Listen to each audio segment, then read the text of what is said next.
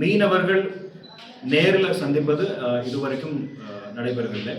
அது வந்தால் பல பிரச்சனைகளுக்கான தீர்வு காணலாம் அப்படின்னு நம்ம கேள்வியினால் முரண்பாடு எழுவது நல்லதல்ல. இந்தியாவும் இலங்கையும் தொப்புள் கொடிய போல உறவு. ஆனால் இப்பொழுது இவர்களோடு நாங்கள் இணைகிறோம். கல்வி தராதரம்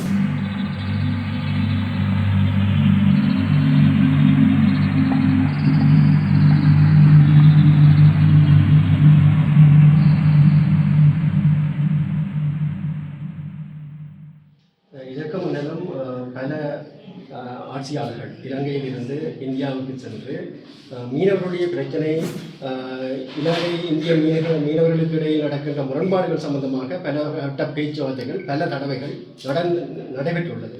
ஆனால் இதுவரைக்கும் எந்த முடிவுகளும் வரவில்லை. இந்த புதிய அரசாங்கம் புதிய ஆட்சியிலாவது ஏதாவது முன்னேற்றம் பெறும் என்று நீங்கள் நம்புறீங்களா?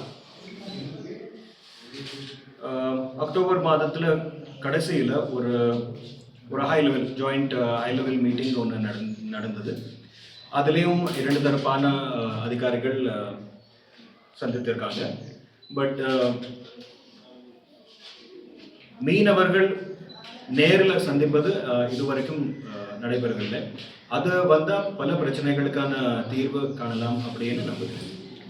இழுவைப்படகு மீன்பிடி முறையால் இலங்கை மீனவர்கள் மாத்திரமில்லாமல் இந்தியாவிலே இருக்கின்ற சிறு மீன்பிடியாளர்கள், சிறு படகுகள் வைத்து தொழில் செய்கின்ற மீன்பிடியாளர்களும் பெருமளவில் பாதிக்கப்படுவதாக அங்கிருந்து வருகின்ற செய்திகள் தெரிவிக்கின்றன. பொதுவாக சமூக ஊடகங்களிலே ஃபேஸ்புக், யூடியூப் உள்ளிட்ட மெயின்ஸ்ட்ரீம் மீடியா இல்லாமல் சோஷியல் மீடியாவில் கூடுதலான தகவல்கள் இது சம்பந்தமாக பாதிக்கப்பட்ட மீனவர்களை வெளியிட்டு கொண்டிருக்கிறது.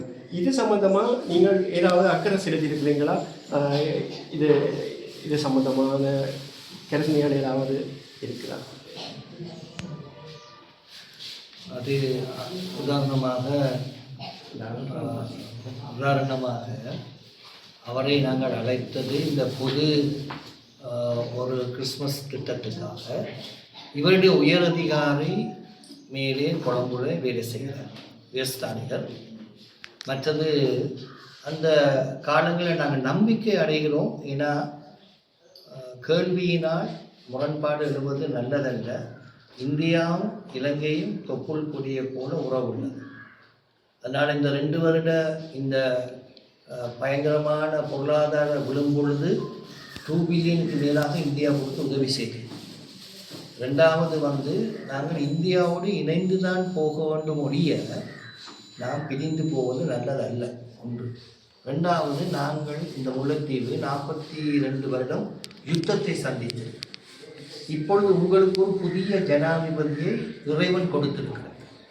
இந்த ஜனாதிபதியோடு இணைந்து பாதைகள் துறக்கப்பட்டதுக்கு நன்றி செலுத்துங்கள். உங்கள் வீடுகள் கொடுக்கப்பட்டதுக்கு நன்றி செலுத்துங்கள். உங்களோட பகுதியில் திறந்து கொடுத்த ஒரு ஜனாதிபதிக்கு முதல் நீங்கள் நன்றி செலுத்தப்படுவோம். அது உங்களுக்கு முதல் ஒரு காரியம். மற்றவர்கள் அதை செய்யல, இவர் செய்திருக்கிறார். 1 மாதத்துக்குள்ள நடந்திருக்கு. அப்போ இன்னும் துறப்பேன் என்று சொல்லுங்கள்.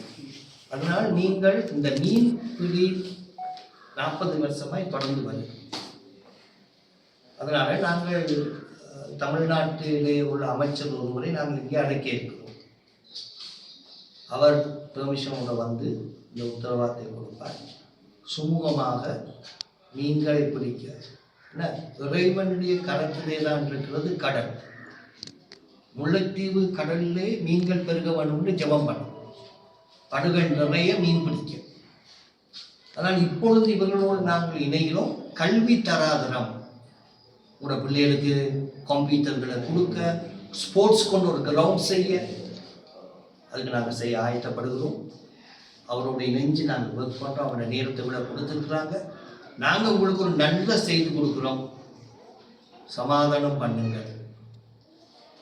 முந்தினது ஒளிந்து போனது புரியுதா? இப்படி புதிய காரியம், புதிய வியூ.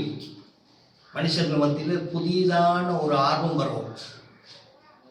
யுத்தத்திலே கிடைக்காதது சமாதானத்திலே கிடைக்கவும் நம்ப வேண்டும். இழந்த மக்களுக்காக பிரார்த்தனை ஈடுபட வேண்டும். அதனால் இந்திய அரசாங்கம் பிரதமர் பாரத பிரதமர் மோடி அவர்கள் இணைந்து வேலை செய்ய இருக்கிறார்கள் இவர்கள் மூலமாக. அது உங்களுக்கு வேணுமா? இந்த மக்கள் இன்னும் ஆர்வம் அடைய வேண்டுமா? கல்வி தரத்தை உயர்த்தணும். பாரத பிரதமர் என்று சொல்லுவது இன்னைக்கு உலகம் முழுவதும் அமெரிக்காவில் கலைக்கப்படுகிற ஒரு பிரதமர். அதனால உங்களுடைய கேள்விகளுக்கு நாங்கள் அடுத்த முறை சரியான பதிலை தருவோம். படகு இழுக்கிறதா, படகை கொண்டு போய் கட்டுறதா, இதையெல்லாம் சமாதானமாக செய்து எங்களுக்கு தேவை. உயர்ஸ்தானிகளுடைய உதவி வந்திருக்கிறார். எங்களுக்கு வழி திறந்து விடுங்கள். முல்லைத்தீவில் சேவை செய்ய கடவுளுடைய ஆசை. குட்.